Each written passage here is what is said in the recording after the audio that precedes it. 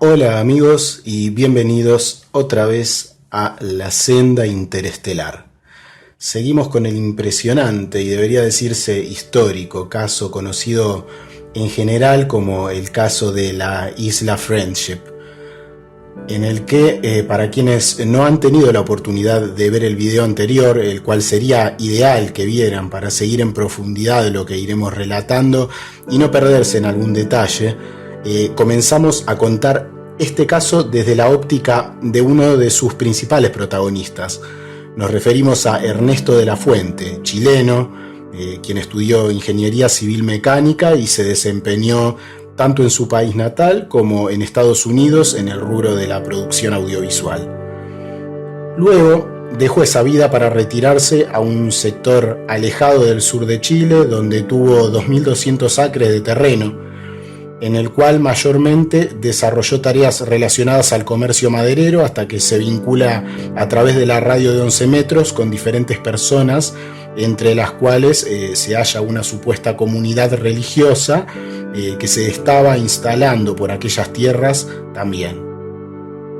Esta comunidad comienza a mostrar características muy atípicas que llaman la atención de todos los que conocían, que termina por quedar claro que poseen, entre otras particularidades, un conocimiento muy avanzado en lo científico, pero también un marcado sentido de la rectitud y la espiritualidad profunda.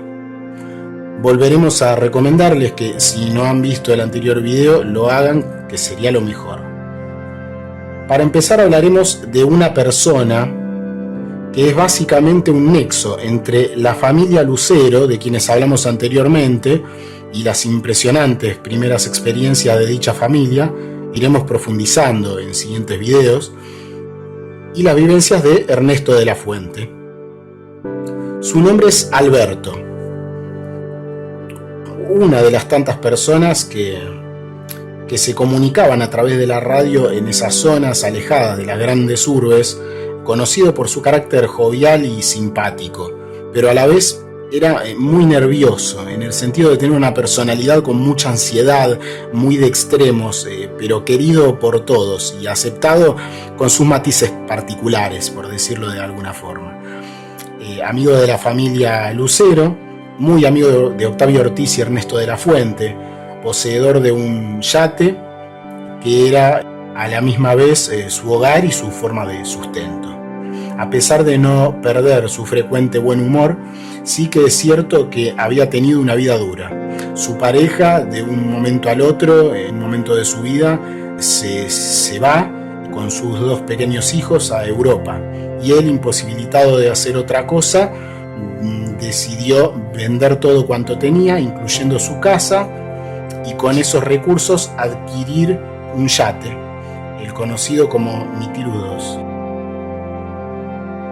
El Mitilus II, que es la embarcación que va a tener un gran significado a través de todo el relato que les vamos a ir haciendo de estos sucesos que tuvieron lugar increíbles. Así que bueno, esta persona consigue este yate luego de vender todo lo que tenía. El dinero que consigue le alcanza solo para cubrir el 50% del coste total de la embarcación, la que planea pagar mediante su trabajo justamente a bordo de ella. El plan funcionaba, había conseguido un trabajo relacionado con investigaciones para el Departamento de Oceanografía de la Universidad de Concepción, una universidad privada chilena bastante conocida, hasta que, llegando el año 1983, debido a una crisis económica en Chile, Alberto pierde su trabajo lamentablemente, lo que le imposibilita seguir pagando la embarcación, por lo que tuvo que enfrentar la posibilidad del embargo, lo que lo llevó a evitar registrarse o atracar en puertos conocidos a fin de evitar lo más posible la notificación judicial. Su amigo por aquel entonces, Ernesto, le llevaba a diferentes puntos el combustible necesario para que pudiera seguir navegando. En cierto momento, cuando aún se encontraba trabajando en su anterior empleo, cuando todavía no había perdido el trabajo que tenía vinculado a esta universidad, Alberto es partícipe involuntario de un suceso extraño, en el cual se encuentran como testigos diferentes embarcaciones cercanas a la suya y una torre ubicada en una de las islas cercanas. Mientras se encontraba navegando por la noche en un canal llamado Goñi, en las cercanías de la isla Williams, y dirigiéndose hacia un islote del cual debía retirar equipamiento que allí se encontraba hace 3 días, vio cómo salía de detrás de dicho islote una especie de luz blanca. Como no tenía elección y debía recuperar los instrumentos, decidió seguir hacia el lugar del avistamiento. Fue derecho al islote. La extraña luz comenzó entonces a aumentar su luminosidad y a dirigirse con vuelo rasante sobre el agua hacia la embarcación de forma directa, pasando por encima de esta a unos 5 metros y produciéndole a Alberto una quemadura similar a las quemaduras por exposición al sol en un brazo que tenía fuera de la cabina de pilotaje, así como también sufrieron en sus cuerpos el mismo efecto 2 marinos que lo acompañaban, aún estando, cosa curiosa, aún estando cubiertos con gruesas ropas. Ellos igualmente sufrieron esta quemadura. Este suceso causó un gran revuelo, debido a que todos tenían el canal de comunicación radial abierto y esta luz asustó bastante a personas presentes en el faro, como a quienes estaban ubicados en embarcaciones cercanas e intentaban entre el alboroto decidir quién debía informar a los militares. Al poder acercarse al islote, el instrumental de medición allí ubicado ya no estaba. O sea que Alberto nunca más encontró el material de medición que tenía que retirar de ahí. Algo se lo llevó. Producto de este hecho, el padre de la familia Ortiz, o familia Lucero, como se los conocía por su canal de radio, Octavio Ortiz, contestó a la llamada de emergencia de Alberto desde el Mitilus 2, de Alberto, de quien luego serían amigos ellos dos, y posteriormente entrarían en contacto con los habitantes de la isla Friendship, como veremos más adelante. Volviendo un poco a la línea de sucesos, como decíamos, allí por el año 1983, Alberto perdía su trabajo, su única forma de sustento, por lo que se encontraba muy contrariado. Pero un día, Ernesto de la Fuente recibe el llamado de su amigo de la embarcación y había conseguido nuevamente trabajo. Se trataba de que había conocido a unas personas a las que Alberto llamaba una comunidad de curas gringos, él lo interpretaba de esa forma, que se estaban instalando en alguna isla del archipiélago de los Chonos y que le ofrecieron pagar sus deudas si aceptaba trabajar para ellos. Le habían dado la suma de dinero necesaria para saldar sus deudas y simplemente confiaron en la palabra de Alberto de ayudarlos también a ellos.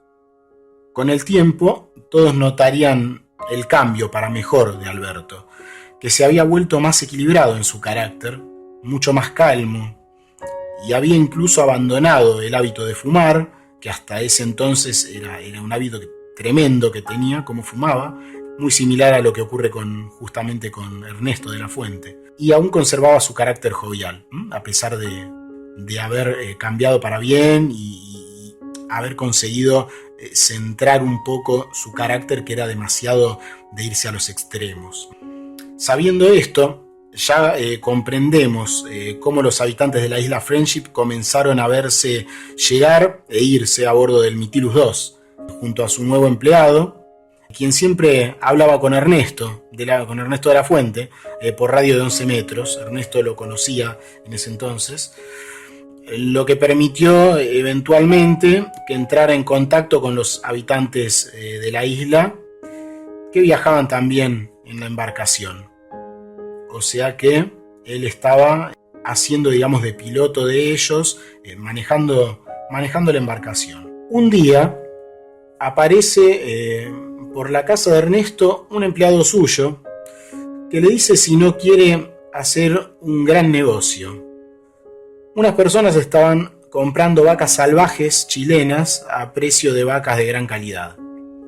La especie conocida como vaca india o chilota es una raza salvaje que, aunque muy resistente a las duras condiciones de esas tierras, no posee otras características valorables, digamos, para el ser humano, debido a que tiene una mala calidad de carne, en cuanto a lo que tiene que ver con el consumo alimenticio de esos animales, y brindan solo unos 3 litros de leche. Entonces Ernesto preguntó quiénes las buscarían, y su empleado le dijo: unos gringos altos y con mucha plata. Automáticamente entendió que los dueños de esas vacas se estarían aprovechando del desconocimiento de esta, hasta ese momento para Ernesto, congregación cristiana, por lo que los contactó vía radio y les dijo que necesitaría hablar con ellos de forma directa, porque no podía hacerlo por ese mismo medio, ya que muchos vecinos estaban metidos en ese aparente buen negocio con estos ingenuos señores extranjeros, así que no podía usar la radio porque lo podrían escuchar. Le responden desde el Mitilus 2 que ellos estaban cerca y que podrían verse en un puerto cercano debido a que estaban yendo a hacer esos negocios de las vacas. Así que se encontraron.